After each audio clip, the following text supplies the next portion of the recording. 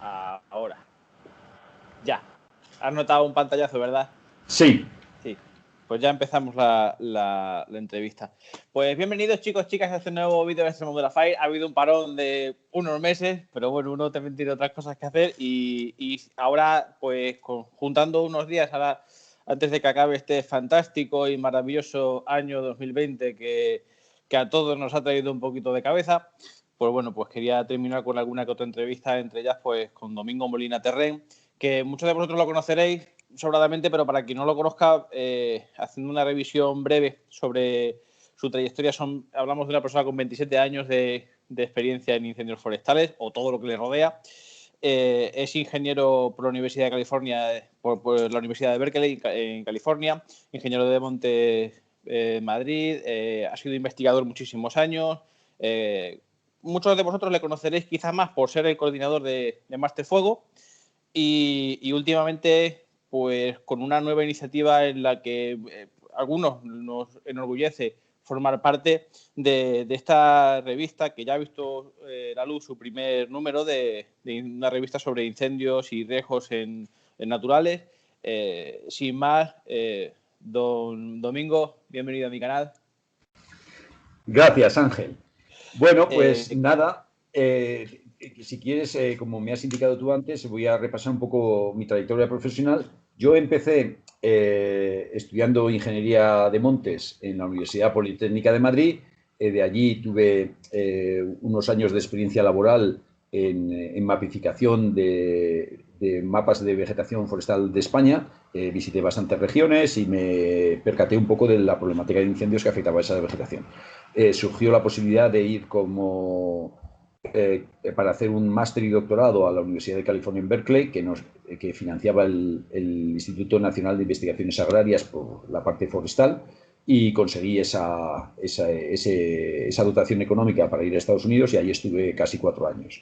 Allí empecé en 1990, en la primavera. Nada más llegar, ya me involucré en quemas prescritas en la unidad de fuegos forestales en la que trabajaba por ser parte del staff del profesor responsable, entonces Bob Martin. Y bueno, pues allí hice mi máster y luego un doctorado, y cuando casi estaba acabando el doctorado salió la posibilidad de ser contratado en la Universidad de California, a la Universidad de Lleida.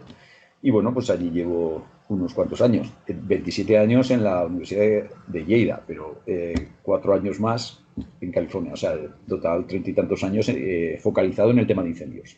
Un poco más de trabajo antes en temas forestales más genéricos, pero 31 años en el tema de incendios. Vamos, prácticamente mi edad la has pasado tú en incendios. Oye, pues muy interesante. ¿Y cómo desde tan no tan temprana, quizá para nosotros sí, porque a principios de los 90 aquí en España apenas se hablaba de utilizar el fuego como herramienta de gestión? Bueno, o sea, a nivel técnico, siempre se ha utilizado como una herramienta. Pero ¿cómo fue llegar allí y ver que en Estados Unidos ya lo estaban utilizando con unos fines que hoy día, tantísimos años después, parece que ya se está democratizando o parece que se está poniendo de moda?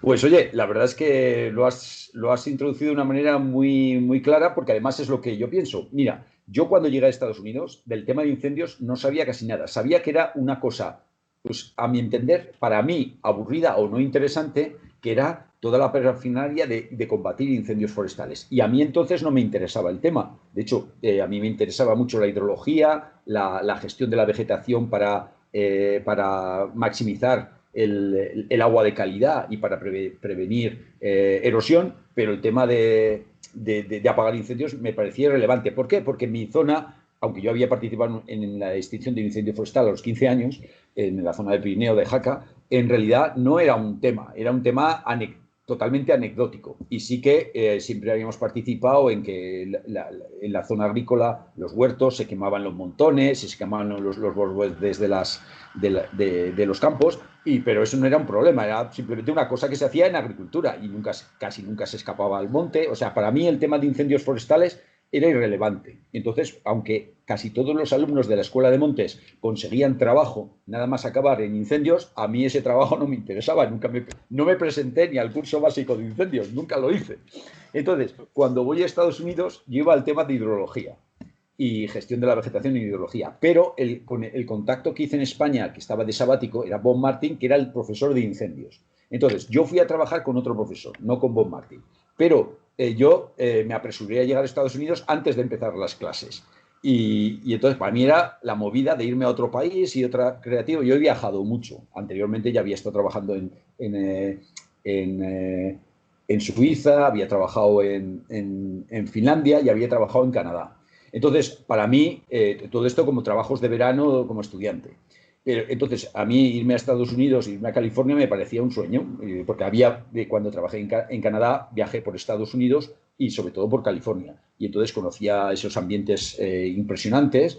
Yo cuando bajé por ahí tenía 24, 25 años y cuando llego tenía 26. Entonces, para mí era una oportunidad. Y entonces, lo primero que me sorprendió es que casi el primer día me pusieron un EPI y nos fuimos a quemar al lado de Yosemite, en una zona de secoya gigante, secoya de un giganteón, para conseguir, matando a los abetos que había abajo, que no hubiese escalera de combustible que matase al grande.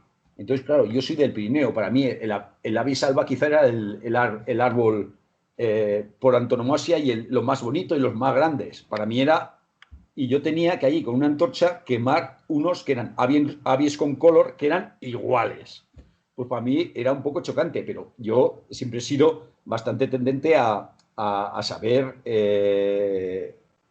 inmiscuirme en nuevos escenarios. Entonces, si eso es lo que había que hacer, eso era la práctica forestal allí, pues yo lo hacía.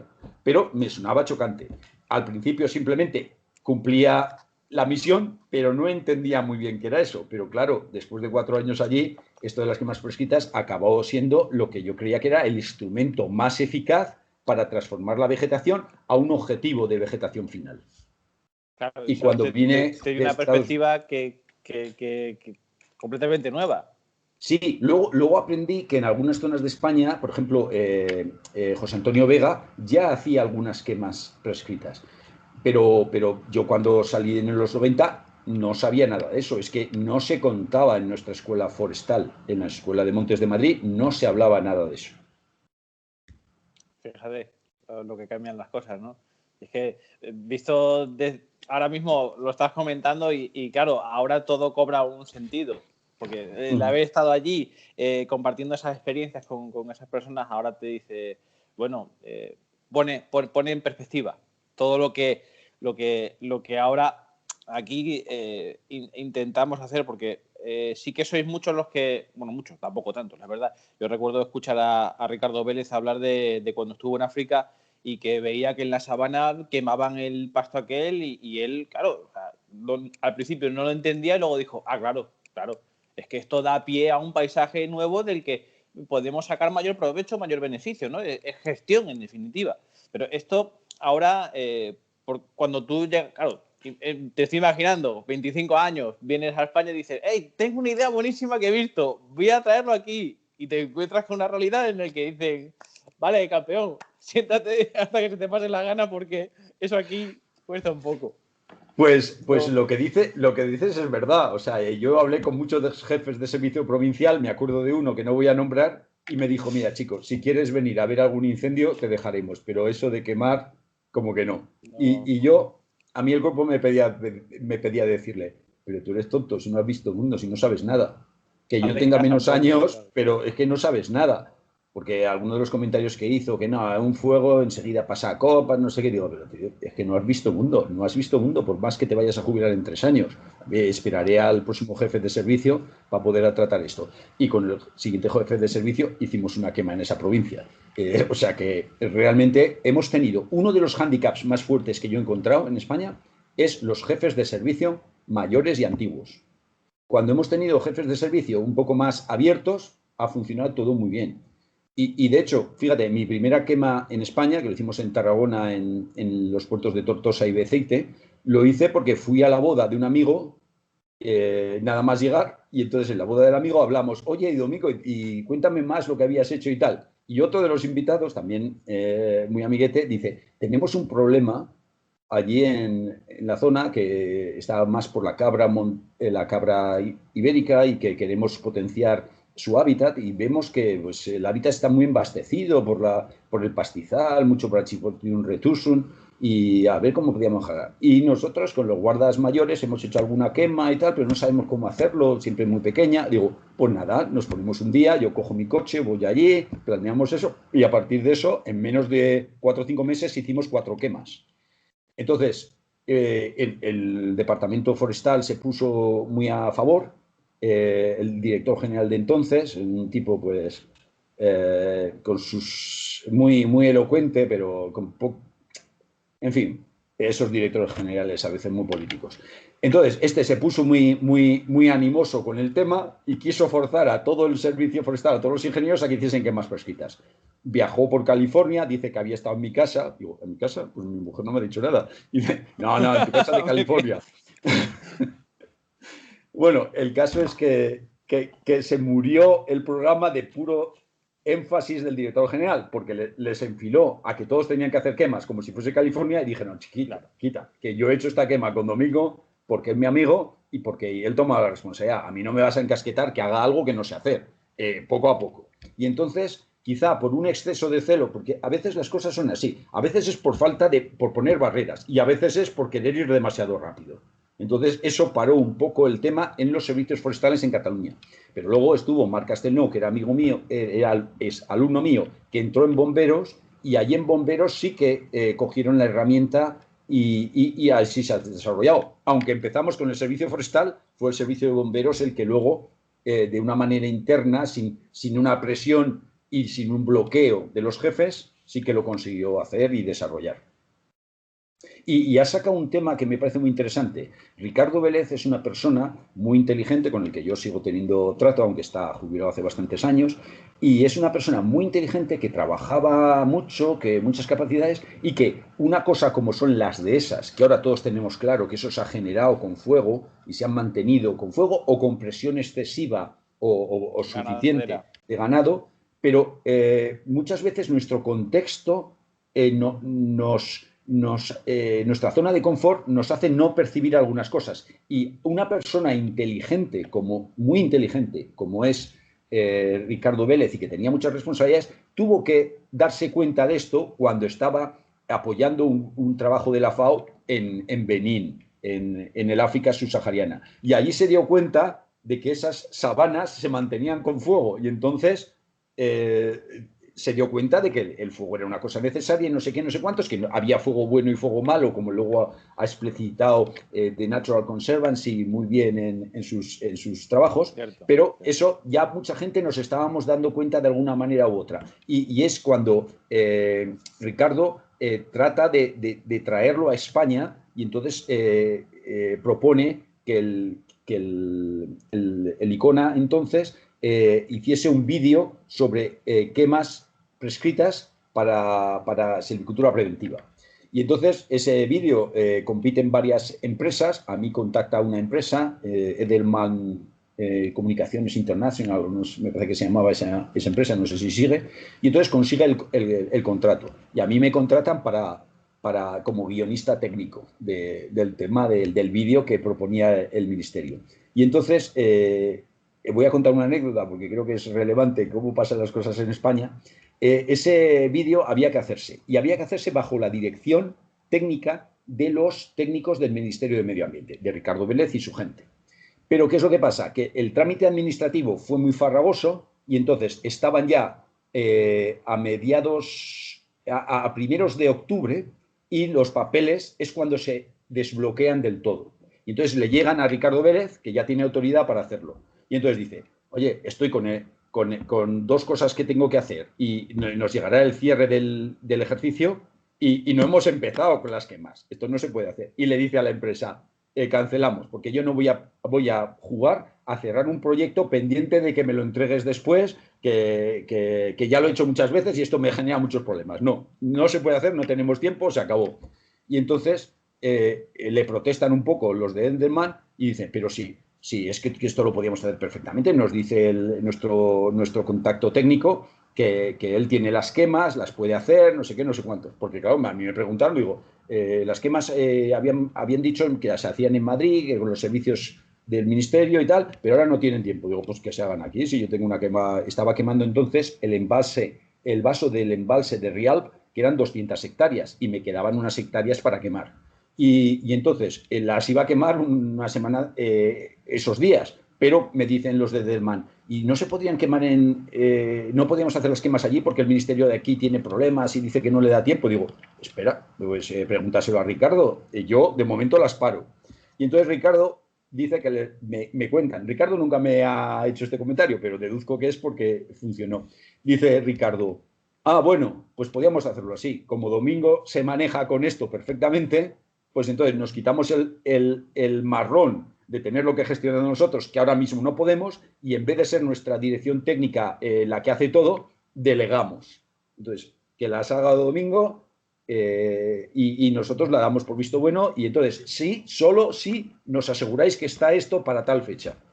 Entonces, me llaman ellos y dicen, ¿podemos hacer las quemas cuanto antes para poder hacer todo el montaje audiovisual? Y digo, bueno, vosotros podéis venir este fin de semana. Era el puente de la Constitución.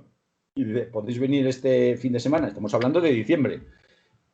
Que esto había que entregarlo antes del 31 de diciembre. Que podéis venir este fin de semana. Habría que espabilarse. Pues habrá que hacer. Y tanto era que el tema que tuvieron que subcontratar a gente de Barcelona para que fuese más fácil. Entonces, hubo gente de una empresa que era de Madrid, de Recámara SL o algo así que se llamaban, de filmación, y otros de apoyo de otras empresas locales más de Barcelona de filmación. Y entonces yo aprendí lo que era una filmación de estas, que te vienen allí con sus paraguas blanquecinos para reflejar la luz, no sé qué, que hacen salir del coche y luego volver a entrar, y luego está montado al revés, y dices tú, pero esto qué raro es. Entonces, en ese fin de semana del Puente de la Constitución, estamos hablando del 6 al 8 de diciembre, hicimos la grabación en Campo de las Quemas. Incluso contratamos un helicóptero que filmó desde arriba el último barranco que nos quedaba por quemar. Entonces, yo me acuerdo que yo subí en la filmación para indicarle al filmador lo que tenía que filmar y nada, o sea, que hicimos un montaje serio y acabaron el montaje, que a mí me mandaron algunas tomas para ver qué opinaba y pusimos los subtítulos debajo, qué texto te viene en cada sitio, o sea, que lo montamos en 15 días, se hizo todo, no, en 20. Vamos, mi parte en 15 y luego ellos acabaron la maquetación en los otros 5 o 6 días que quedaban. Que la arrancada del uso del fuego técnico en España fue glorioso. Luego ya fue la arrancada de caballo. Luego ya a lo mejor se ha ralentizado un poquito, porque más de los años 90 y qué. Pues ten en cuenta, yo vuelvo en el 94. Hacemos las primeras quemas en el 95. Hay un periodo de parón. Hacemos un curso de quemas en el 96 y esto se hace en el 98. Tener en cuenta que el 94 fue un año de grandes incendios en California, en Cataluña, que eso parecía, en Cataluña y en muchos más sitios de España, que eso parecía que iba a impedir que se pudiesen hacer fuegos en ningún sitio, vamos. Pero en el 95 quemamos con los servicios forestales de Cataluña en varios sitios. En el 96 hicimos un curso de quemas. Y hicimos una quema, pero la meteorología era tan mala que casi no nos tiraba. Porque esta lo hicimos en Solsona, y era casi invierno, era diciembre, y nos pegó una nevada, y donde quemamos, que no había nieve, pues el tiempo era muy frío. Entonces no tiraba ni para atrás. Pero teníamos ahí mucha gente y hicimos la parodia de que quemábamos, pero mostrábamos cómo lo hacíamos. Es un entrenamiento, eso no deja de ser conocimiento el que se adquiere. Pero fíjate que en el 98 hubo otro incendio muy gordo en esos sones y la quema del vaso del embalse de Rialp era muy cerca de donde estaba el incendio, pero muy cerca. Y quemamos 200 hectáreas. Sí que es verdad que esto empezó a quemarlo una empresa que no tenía que ver con el tema forestal, más agrícola, pero ellos, por lo que sea, no se entendieron con el contratista, que era Nexo entonces, Nexo Entre Canales Cubiertas, y abandonaron el proyecto. Entonces, a través de otra empresa, me contactaron para si podía ejecutar esas quemas forestales. Y ya se les venía muy apretado el momento porque, claro, al haber empezado una empresa y haber renunciado, pues el tiempo de plazo para ejecución, porque enseguida tienen que empezar a llenar el embalse, que no puedes pararlo, pero todo esto era porque si nosotros quemábamos más parte de los restos forestales de deforestación de esa zona, que era bastante forestal, en que iba el embalse, pues entonces probablemente todos los estudios indicaban que si disminuíamos la materia orgánica que dejábamos tirada, la eutrofización del agua era menor. Hay otros factores que influyen, pero bueno, en lo que teníamos herramientas de actuación es que podemos reducirlo quemando. Reducirlo sacando las ramillas y los restos gruesos que no son comerciales, pues eso es muy costoso y entonces a la empresa contratista le parecía más fácil contratarnos para quemar. Entonces eso fue otra de las acciones. Luego vino también que los bomberos forestales con marcas Tenno empezaron a usar las quemas, que de hecho la primera práctica con fuego real que hicieron los bomberos, que luego generarían el GRAF de bomberos, fue en parte del vaso del embalse de Rial, en la limpieza, o sea, dentro de este trabajo que estaba haciendo yo. Luego vino que Federico Grillo y Dani García fueron alumnos míos que fueron contratados en Galicia, en Gran Canaria, empezaron a hacer un plan de defensa de la isla de Gran Canaria y implementaron algunas quemas prescritas. Entonces fue la segunda región que se involucró en esto. Y esto ya fue en años 2000, 2002, y luego pues en Ciudad Real se empezaron y ahora ya en muchos sitios se han hecho. Probatinas en todos lados, en Aragón ha habido alguna, ahora ya están más puestos, en Valencia también empezaron, pero está un poco ralentizado, de hecho está la problemática de por qué no se avanza en quemas prescritas en Valencia, está en un artículo del primer número de la revista. Es un mundo, la verdad que, no sé, yo muchas veces hablo de la experiencia propia y cuando empecé a trabajar en emergencia en Extremadura, claro, lo primero que la de muchos profesionales es llegar a decir, no, esto hay que apagarlo porque hay que apagarlo. O sea, el fuego en ningún momento es beneficioso. Y ya con el tiempo, por suerte, la verdad, cuando tienes que estudiar oposiciones, por ejemplo, y tienes que coger temario de un lado de otro, cuando lees a Juli Pausas, cuando puedes escuchar. Yo, la verdad que tuve una experiencia muy gratificante y es poder participar en unas clases que disteis de Máster Fuego en Extremadura, en Garganta la Olla, creo que fue. Y vamos a haber quemado, pero al final la meteorología no nos dejó, incluso creo que nevó, imposible. Estaba ahí, sí. Y lo que se os escuchaba a vosotros era muy disruptor, porque salía de lo normal que las administraciones, que por lo menos en España, para los que nos ven desde otros países, es quien gestiona los servicios de emergencia, es como que le produce urticaria. Hablar de lo que para ellos es producir una emergencia, que es la misma con la que se combate, no, o sea, no, aquí hace corto y no conectamos. Que más que de hablar de todo lo que está costando, que es mucho, quiero que me comentes qué herramientas habéis encontrado que son idóneas para decirle al político, al gestor, al responsable, en definitiva, en el que va a recaer la responsabilidad de si ocurre cualquier desgracia, ¿qué argumentos utilizáis para decirle, oye, ven, mira, esto es bueno, esto es una herramienta, esto es gestión, y la zona que tratemos en invierno, luego en verano va a ser mucho más resistente? ¿Cómo lo hacéis? ¿Cómo habláis? Porque es un trabajo, entiendo, que es lento y tedioso. Sí, esa explicación que dices tú la hemos hecho muchas veces. Tratar de vender las quemas prescritas como una acción que hará que donde hemos hecho esa modificación de la vegetación a través de quemas prescritas, cuando haya un evento de incendio forestal en condiciones adversas, puede ser una zona estratégica, una zona en la que podamos controlar ese incendio.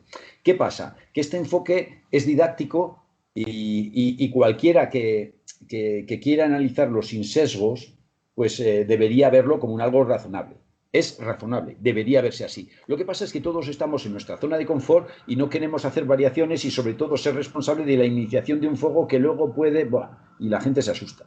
Entonces, este argumento que muchas veces yo reconozco que lo he empleado con contundencia y no sé qué, y a lo mejor he asustado a algún público cuando lo he dicho, pues no es efectivo. Reconozco que no es efectivo. ¿Por qué? Porque la gente no usa su raciocinio como único elemento de decisión, usa sus miedos como elemento de decisión. Entonces, es un enfoque que no es efectivo. Entonces, yo aprendí luego, viendo lo que hacían algunas asociaciones americanas, como es Tall Timbers, que lo que hay que vender es el resultado final. Si el resultado sale bien, entonces lo vendes. Pero claro, decir, cuando venga un incendio ya verás, pero si no viene ese incendio no lo puedes vender. Entonces, el enfoque que cambiamos, que esto fue en 2002, es que un alumno mío, ahora técnico de bomberos y subinspector de bomberos en la Generalitat, entonces estaba trabajando en el GRAF de operario, pero a su vez estaba acabando ingeniería de montes conmigo. Entonces, su proyecto final de carrera, él siempre estaba, es un tío muy activo y siempre estaba intentando maximizar lo que hacía, que sirviese para varias cosas, me pidió que le ayudase a solicitar una beca de trabajo final de carrera a la Fundación Mafre Seguridad. Y entonces consiguió la beca. Y entonces su trabajo nos lo publicaron con el tiempo. Pero incluso antes de que lo publicasen en la revista Mafre Seguridad, ya lo utilizamos ese trabajo para vender, y este es otro enfoque y es novedoso y fue de éxito, y en Canarias se vendió muy bien, es que tú tienes que hacer quemas prescritas para formar a tu personal en seguridad. Eso cuando lo decíamos al principio la gente decía, pero vaya una chorrada. Pero al final lo ha comprado todas las administraciones. Todas las administraciones saben que, porque yo lo he remarcado con mucha fuerza, no puedes formar a tu gente sin fuego real. No existe un ejército que haga maniobras sin disparar o disparando balas de Lo fogueo. del fútbol, lo de entrenar en invierno con alevines y luego en verano. Eso también, lo de jugar con alevines es frase mía, me agrada que la repitas. Entonces, el formar en la seguridad es fundamental. Entonces, las quemas prescritas sirven para eso. Eso lo puedes demostrar desde el primer día, porque es lo más parecido a hacer un simulacro real. Bueno, es el único simulacro real que es legal. Tú podrías decir a uno de tu cuadrilla, pon un fuego ahí arriba que luego vamos a apagarlo. Se podría hacer, pero es ilegal. ¿Vale? Pero si dices, vamos a hacer una quema prescrita, tenemos un plan, vamos a quemar tal, entonces pones a la gente a trabajar, señalas en qué canal tiene que trabajar cada uno, cómo hay que reportar, que no hay que decir, Ángel, que me des más presión. No, Ángel no, ese tiene un código, su puesto de trabajo es este, vamos a trabajar bien, pero estamos trabajando con fuego, no estamos haciendo un simulacro que no se propaga el fuego y entonces al final a los 10 minutos todos nos relajamos. No, hay fuego, eso nos mantiene la atención. Además, yo es la primera quema o la segunda a la que voy, me llama la atención, observo el fuego, entonces estoy más metido en la película y eso es lo que hay que hacer. Y eso es lo que nos ha ayudado a que se usen las quemas prescritas, al menos en simulacros de entrenamiento en muchas comunidades autónomas, que a lo mejor no están usando la quema prescrita para gestión territorial y para hacer puntos estratégicos de gestión y otras cosas, pero por lo menos para entrenar a sus trabajadores, muchas ya lo están haciendo. Es que ahí entran dos, o sea, esto va caminando, ¿no? Y ahí entran dos factores muy interesantes para justificar o para apoyar todavía más esa justificación de utilizar la quema prescrita, y es que haya lo has dicho tú, si hay fuego en el monte, o sea, ¿de quién es la culpa? ¿De quién es la responsabilidad? No, tiene que haber un marco legal desarrollado en el que si por lo que sea hay un piroescape, oye, es que esto forma parte del adiestramiento. Y luego, o sea, para que los responsables no se vean frente a un juez, que ha ocurrido. Claro. Que ha ocurrido. Sí. Y por ahí viene gran parte del miedo. Y otro es que también se está desarrollando o se está copiando parte del modelo estadounidense del tipo 1, tipo 2, las formaciones que hay de brigadas, y sí se intenta una cualificación que ese responsable, ese bombero, ese profesional que en definitiva está ahí, vea un provecho más allá del provecho que tiene el monte, ¿no? De esa mejora de resistencia de ese monte, sino que además el profesional está como invirtiendo, esto viene bien para mí, para mi red card, que bueno, que aquí de momento no la hay, que ojalá la haya.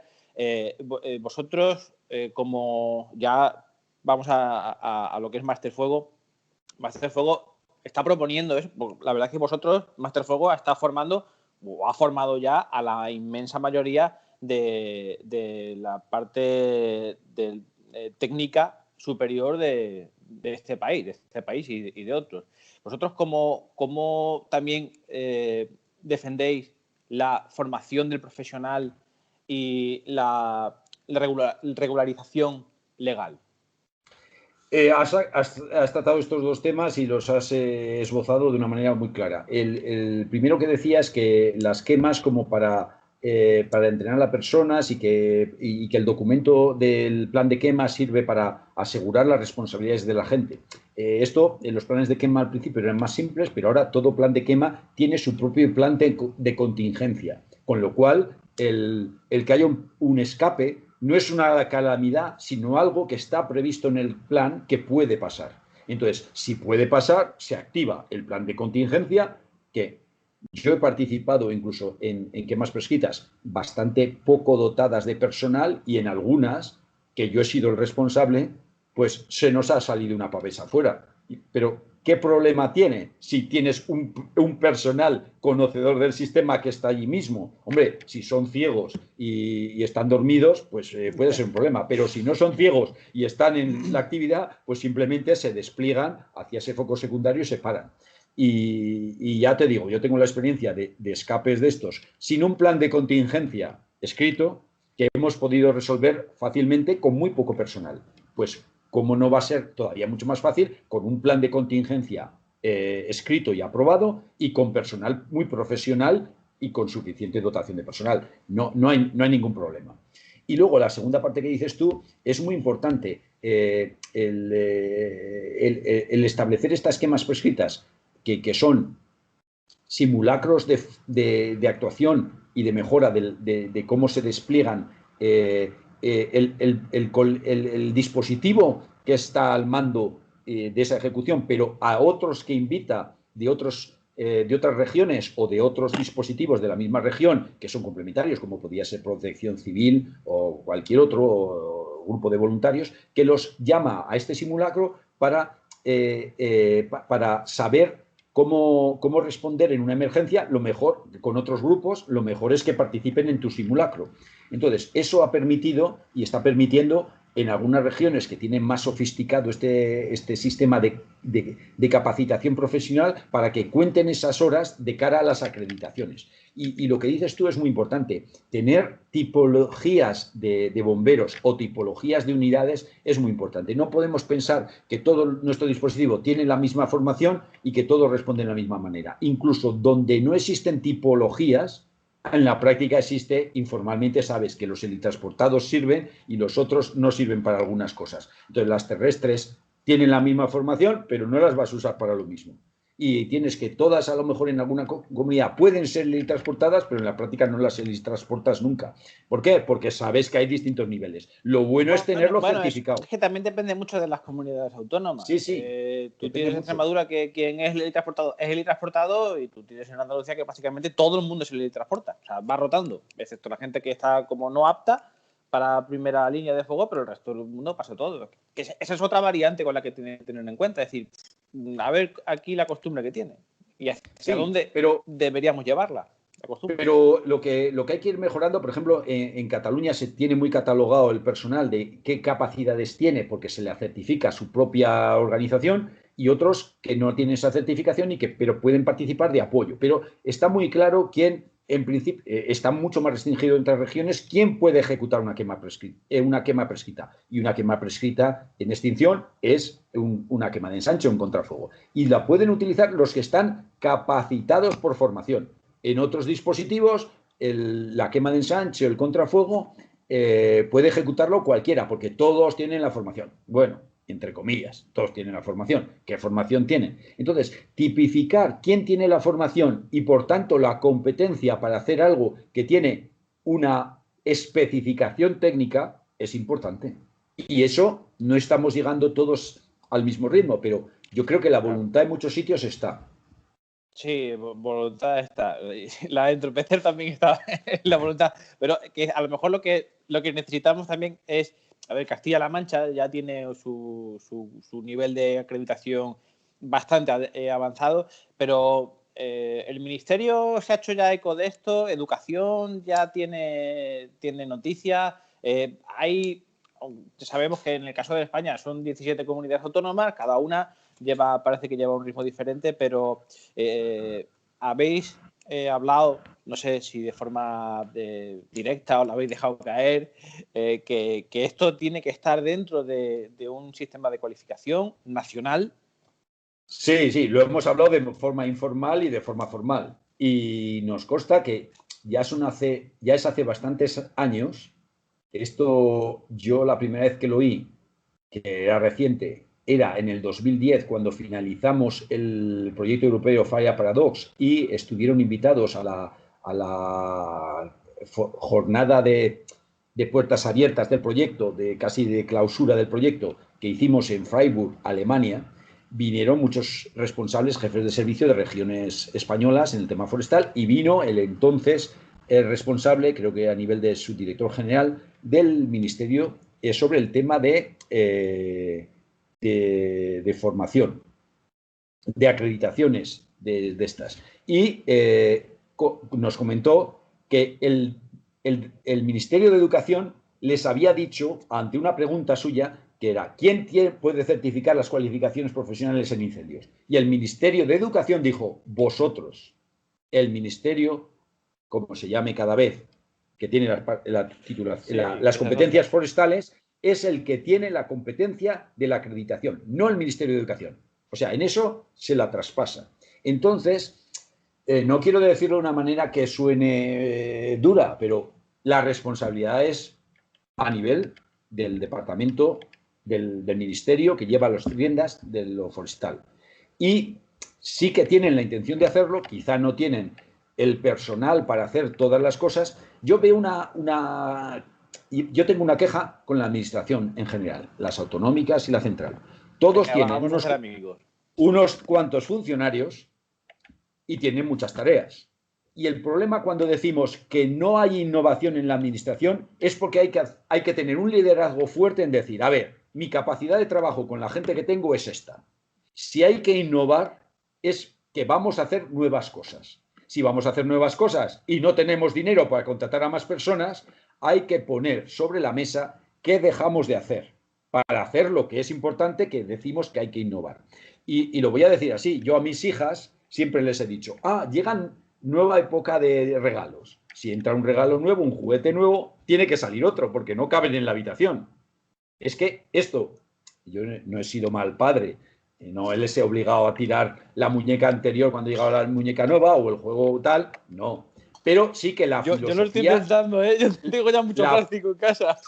La filosofía tiene que estar allí. Entonces, el problema de falta de innovación muchas veces en España es que no nos replanteamos las prioridades.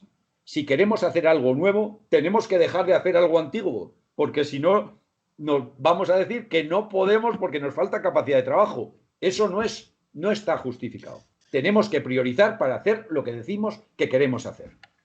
Somos muy amigos de la costumbre. La costumbre, claro. Aquí siempre se ha hecho esto, pues ya está, pues se sigue haciendo y los resultados serán lo mismo. Hombre, yo voy a decir en descargo de las administraciones que no innovan lo que yo creo que debían innovar, es que ellos dicen que no les dejan dejar de hacer las otras cosas.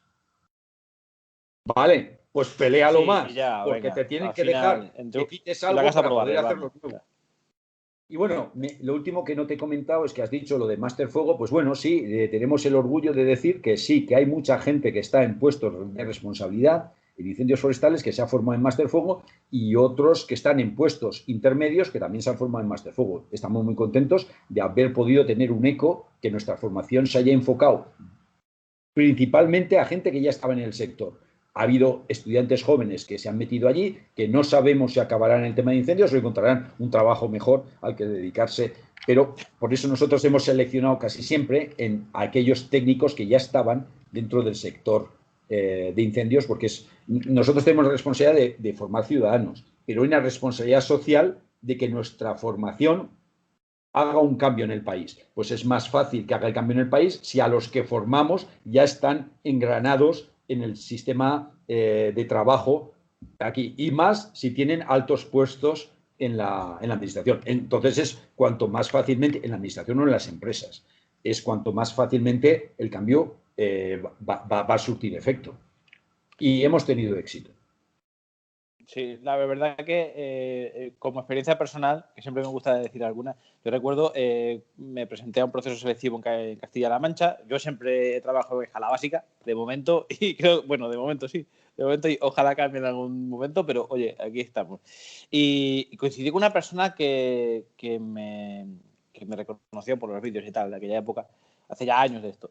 Y me dice, pues tal, pues oye, pues está muy bien para la entrevista y tal. Y digo, bueno, ¿y tú qué es lo que has hecho para estar aquí? No, yo hice Master Fog y tal. ¿Y qué tal? Y dice, hombre, pues gracias a ello tengo este trabajo. Y estoy encantada.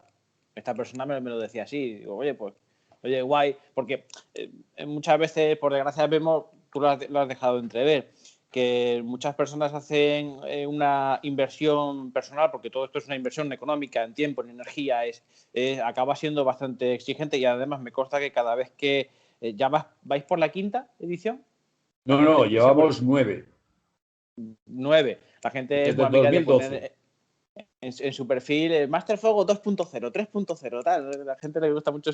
Y hoy cada vez vais añadiendo más materia, más profesorado, de bastante calidad, por cierto. Y es algo complicado luego poderlo ver materializado en un puesto de trabajo y que todos los conocimientos que tienes, esa inversión, puedas verle un color, puedas verle una aplicación real, ¿no? Te quería preguntar si a futuro, o sea, Master Fuego va a seguir siendo una formación de posgrado o tenéis pensado esa transversalidad, joder, ahora no sale. Bueno, Oh, ser más te he transversal entendido. en la formación a escalas inferiores. Bueno, yo creo que Acorde a la escala, tanta formación como a escala. sí. Por aspectos legales, Máster Fuego siempre tiene que estar circunscrito a gente que tenga un grado universitario. Es una norma que no nos podemos saltar. Pero siempre hemos tenido cursos de extensión universitaria que le llamamos del entorno Máster Fuego. ¿Por qué? Porque los abrimos precisamente para aquellos que o tienen formación técnica pero no tienen las ganas ahora de comprometerse a algo más serio en demanda de esfuerzo durante más tiempo, que sería Máster Fuego, o aquellos que no tienen formación técnica, no tienen formación a nivel de grado universitario y por tanto no cualifican para entrar en el máster, aunque quisiesen dedicar eso, más esfuerzo. Entonces, tenemos esos cursos de extensión universitaria que hemos hecho muchos, pues desde el primero que recuerdo que hicimos es del año 95. O sea que llevamos muchos años con esos cursos. Antes no se decían del entorno de Máster Fuego porque Máster Fuego no existía, pero siempre han estado muy ligados a la formación que hacíamos a nivel de máster. Sí, además, bueno, otra de las cosas que me gustó bastante ver en Garganta la Olla era que invitasteis a pastores, a cabreros, para hablar con ellos y decir, oye, pensamos hacer esto, hemos hecho esto, otro, ¿vosotros qué opináis? Que es algo, es que es de cajón, pero en las administraciones muchas veces se obvia a la gente, al ciudadano, que no forma parte de la misma estructura. Y es un craso error, porque, en definitiva, ¿quién está en el monte? ¿Es un cabrero? Habla con él. Sí, además, los cabreros hablan muchísimo. Es algo que yo cuando lo pude ver con Mateo Sanguino, con José Luis Mateo Sanguino, que también va a formar parte del próximo número de esta revista. Además, luego lo comentábamos y dijimos, aquí hay valor. Es una pena que muchas veces no se pueda materializar en nuestro día a día porque sí que es una asignatura pendiente, nunca mejor dicho, que las administraciones o las empresas quizás sean un poquito más dinámicas, pero sí que valoren ese perfil profesional, ¿no? O sea, parece que todo el mundo es igual y realmente, pues por suerte o por desgracia, todo el mundo no es igual. Hay perfiles que pueden ser más provechosos durante toda la vida o durante un tiempo para un puesto.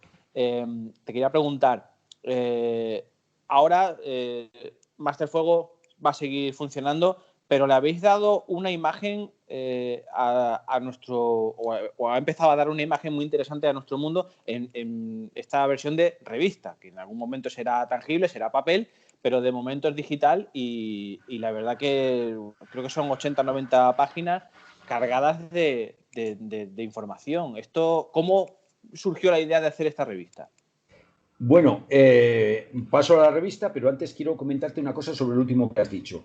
Lo de los cabreros, por ejemplo. Yo creo que la administración sí que considera a los usuarios finales. Lo que pasa es que a veces los considera de una manera, pues a lo mejor más paternalista o más sin que participen en el proceso de decisión, y eso es un poco lo que hay que cambiar.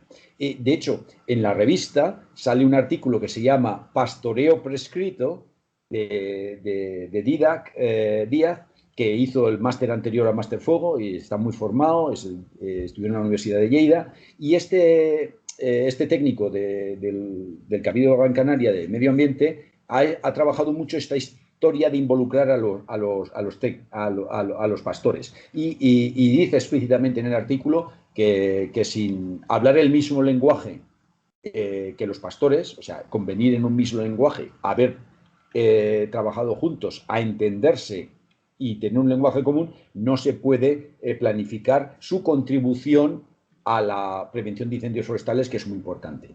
Y entonces, con todo esto, se acaban haciendo planes, prescripción de tratamiento con cabreros, con ganaderos, que con su ganado hagan lo que necesita la administración, pero para todo esto hay que entenderse bien. O sea que hay ejemplos, y hay ejemplos en otras comunidades que también están hechos con una ligazón con los ganaderos, que están funcionando. En donde no funcionan tan bien, pues simplemente tienen que dar ese paso adicional. O sea que eso yo creo que es interesante. Y si quieres que volvamos a la revista surge como un proyecto independiente de lo que es Máster Fuego.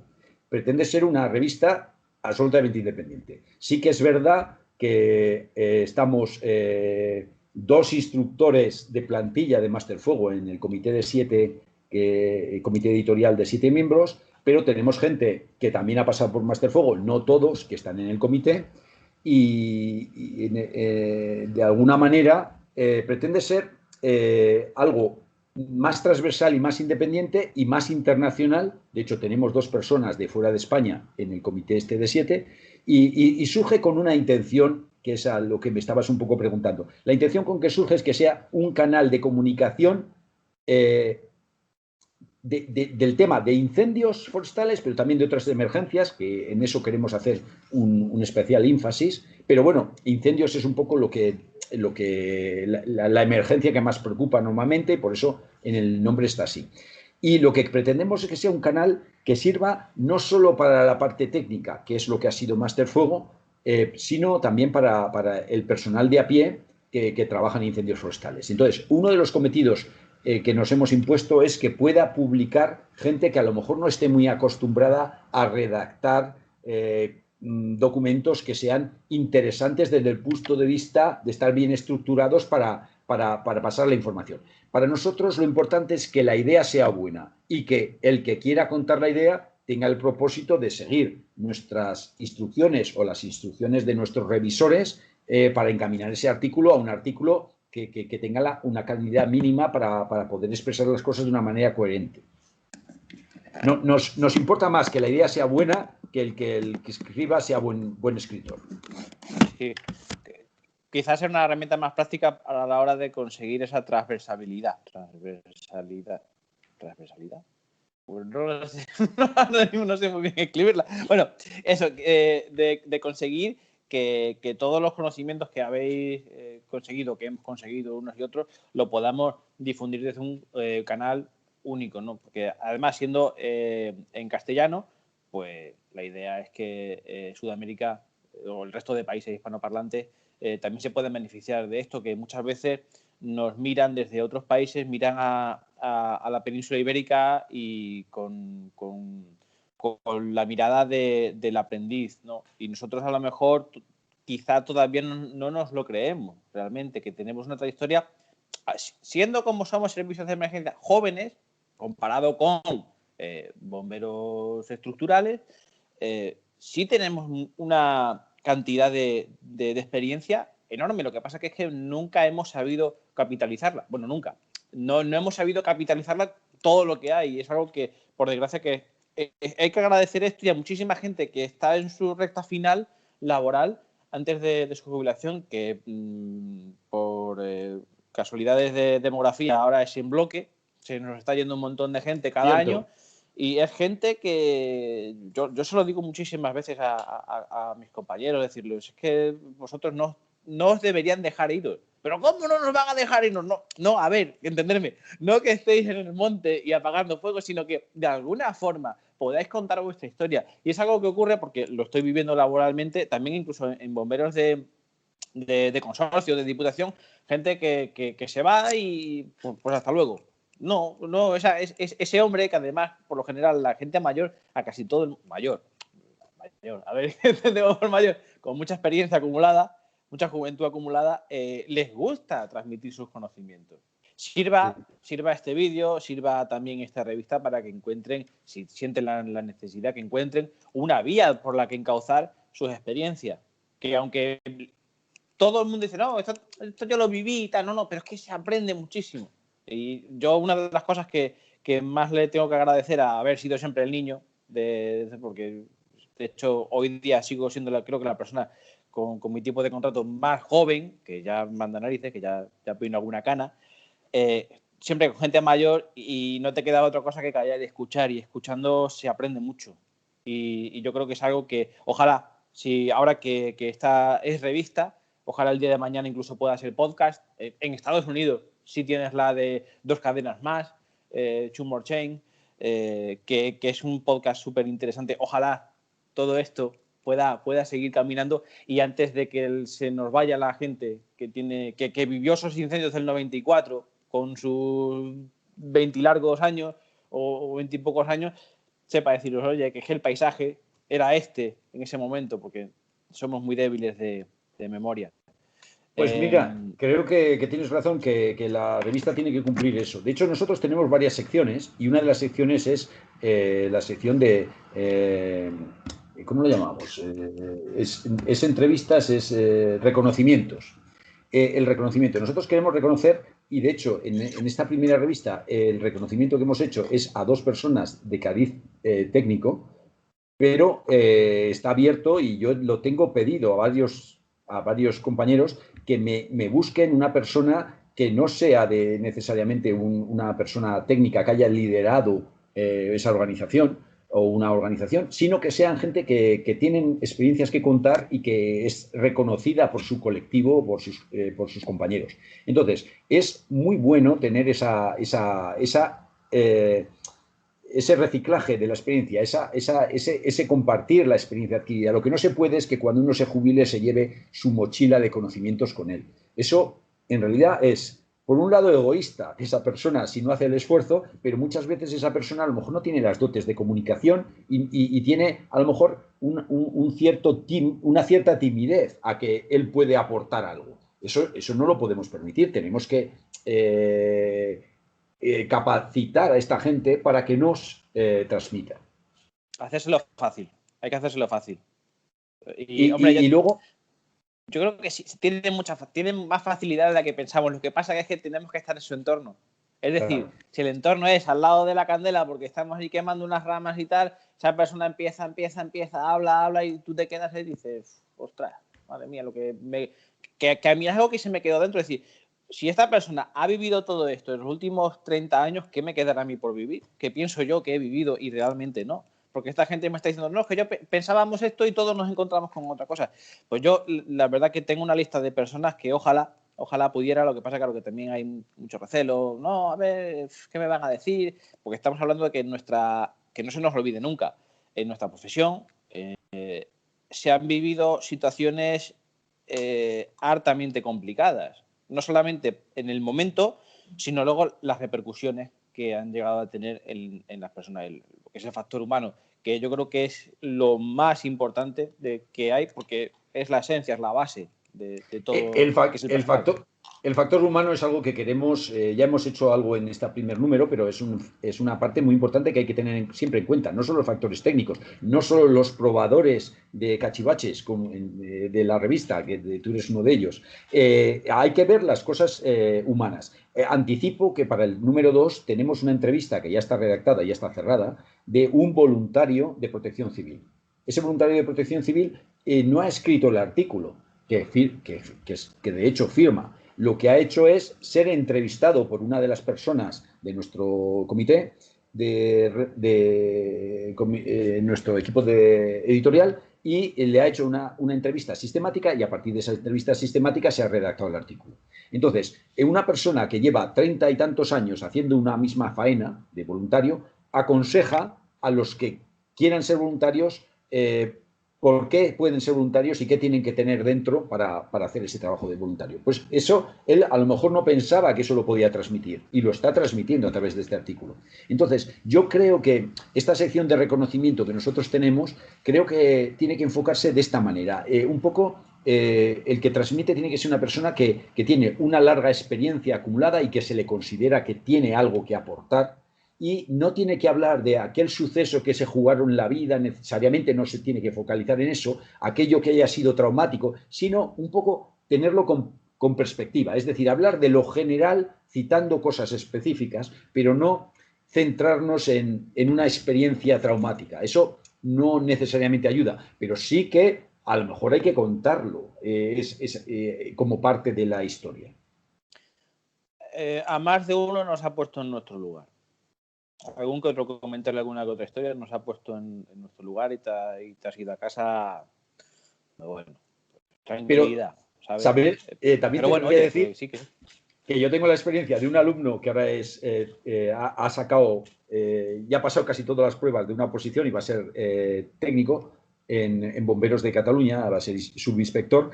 Y un primer trabajo que hizo Máster Fuego también conmigo, pero un trabajo que hizo cuando estaba haciendo ingeniero de montes en una asignatura conmigo, hizo la entrevista a los que habían participado en un accidente para redactar, digamos, el informe sobre ese accidente.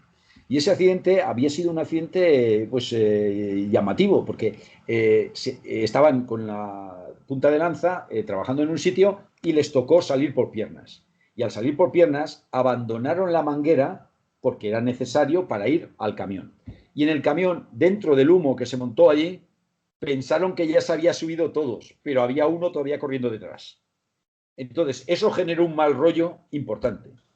20 y tantos años después, cuando este señor, este compañero, este alumno, entrevista a estos señores mayores, casi para jubilarse, se da cuenta que sí que se deciden hablar con él, porque él era voluntario en ese servicio de bomberos, se deciden hablar con él, pero reconocen que han estado en el mismo turno 22 años y no han hablado nunca sobre el tema.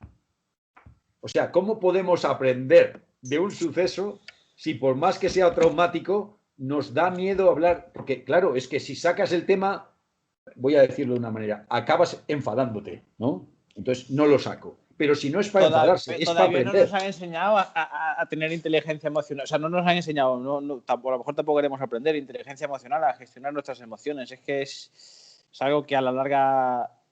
Por eso creo que el factor humano es una cosa muy importante, porque es que esto es un caso dramático, pero no único, que puedes estar rumiando un tema durante 22 años, pero rumiándolo quiere decir porque es que estás con los mismos, ¿eh? Que es que si ya te has ido a otro servicio o a otro colectivo, ya no te tratas con los otros, a lo mejor se te olvida, pero rumiarlo durante 22 años, joder. Eso hace algo. Bueno, llevamos ya casi una hora de entrevista y yo sé que nos tiraríamos hablando otra hora más, pero bueno, la gente, quieras que no, pues quiere las cosas un poquito más encapsuladas. Háblame de planes de futuro profesionales. Bueno, planes de futuro profesionales.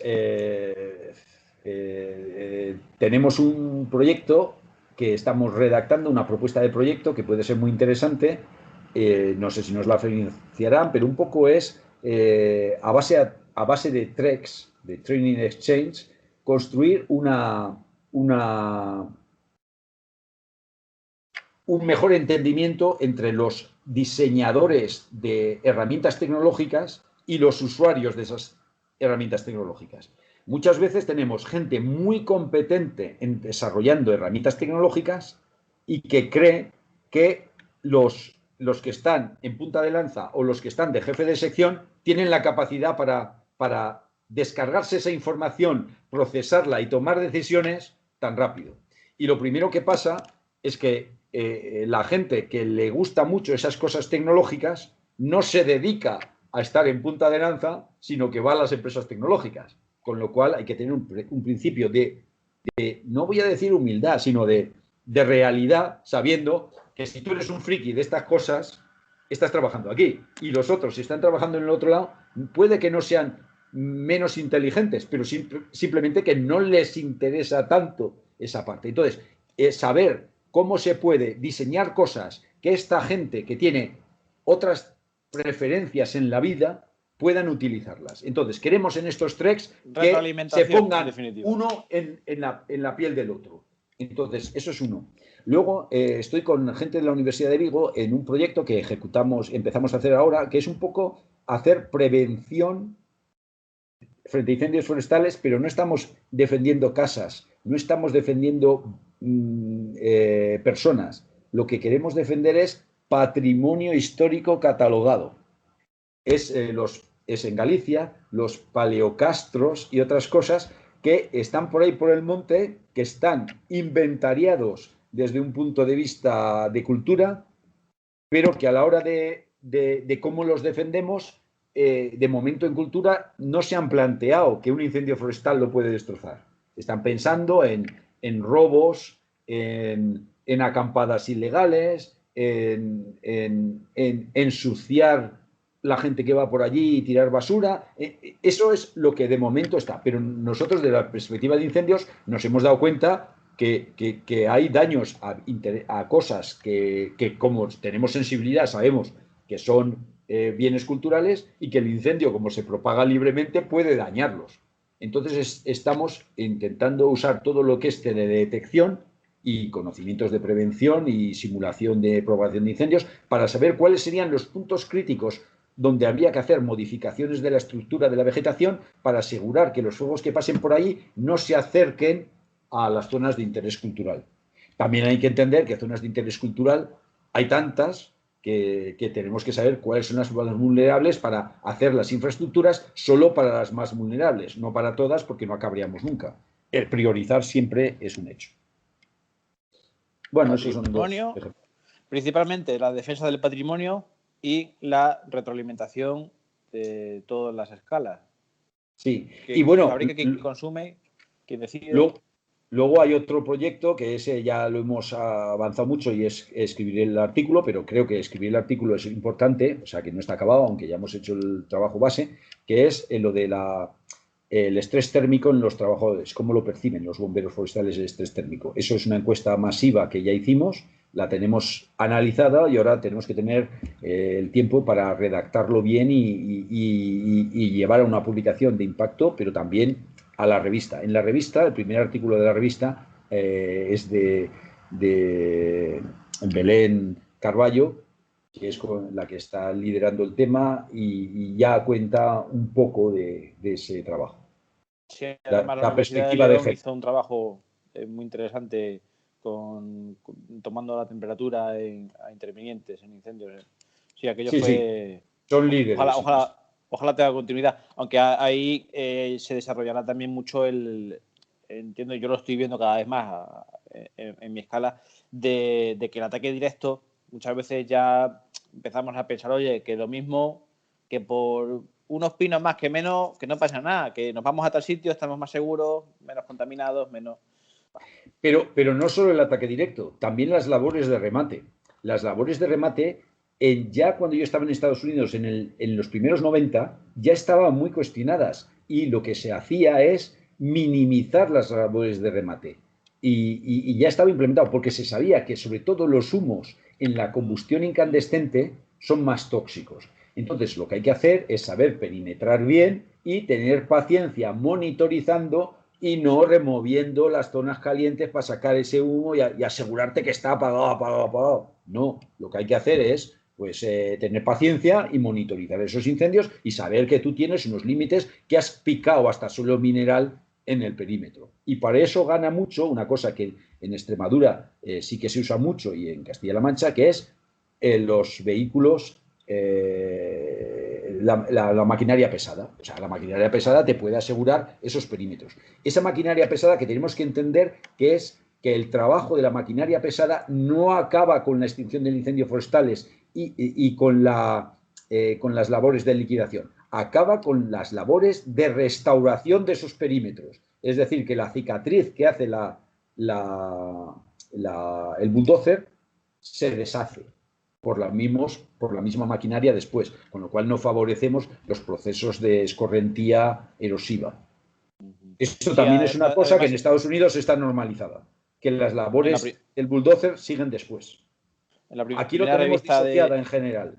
Tenemos que están Sí, en labores de extinción y luego el evitar la erosión ya es del tema de prevención. No, no, no. Es que las labores de extinción deben acabar con la restauración de los perfiles apropiados, no favorecer la escorrentía.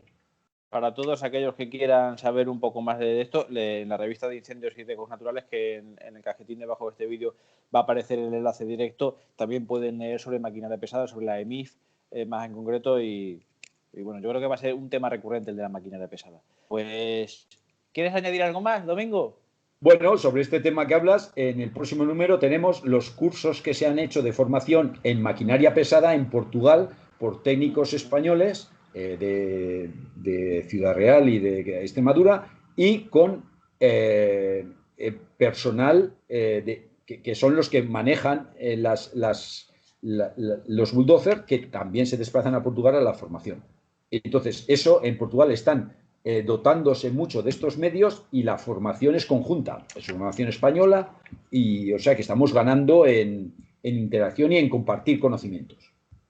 Estamos condenados a portugueses y españoles dentro de todas las provincias y todas las comunidades estamos condenados porque lo estamos viendo cada verano. Y si quieres, un último comentario, nuestra revista tiene un ámbito internacional. Elegimos que lo que queremos hacer, lo queríamos hacer en español, porque hay otras revistas en inglés que ya hacen este papel. Pero ese papel, al ser en inglés, este colectivo nuestro, tanto los técnicos, que no todos hablan inglés, o se cansan enseguida de leer en inglés y no leen tanto, pero sobre todo el personal no técnico normalmente no habla inglés. Entonces, era necesario este canal en español. Y y además es que incluso si lo quisiésemos hacer en inglés, como ya hay otras, no aportaríamos. Entonces, si quisiéramos hacerlo en inglés para que nos leyese más gente, no aportaríamos porque ya hay dos revistas que lo están haciendo. Entonces, el canal en español era necesario para aumentar los lectores de esta temática, porque si no, no iban a leer y no iban a estar inmersos en esto. Y siendo el español un idioma que lee tanta gente, de hecho, tenemos que en Portugal nos están leyendo, en Brasil nos están leyendo, en Italia nos están leyendo, pues oye, creo que hay un hueco y la prueba es que se nos lo han descargado 6.000 personas ya. Eso que sepáis, porque la revista por WhatsApp ha volado también. Por WhatsApp, por Telegram, que ahí es difícil seguirle el rastro, pero ahí también está. Pues, Domingo, muchas gracias por tu tiempo. Habrá oportunidades de más entrevistas y por ahí creo que hay una idea de un canal de YouTube, ¿no? Sí, o sea, que vas a participar tú. Gracias. Esta revista tiene muchas pretensiones que la verdad que ojalá lleguen a donde todos queremos que llegue, que el conocimiento llegue, que los accidentes se reduzcan y que en definitiva seamos pues más seguros, más eficientes y más efectivos. Y eso pasa por leer y por saber qué ha hecho el resto de personas para caminar a hombros de gigante. Domingo, muchas gracias por tu tiempo. Gracias a ti, Ángel. Venga, cuídate. Bye bye.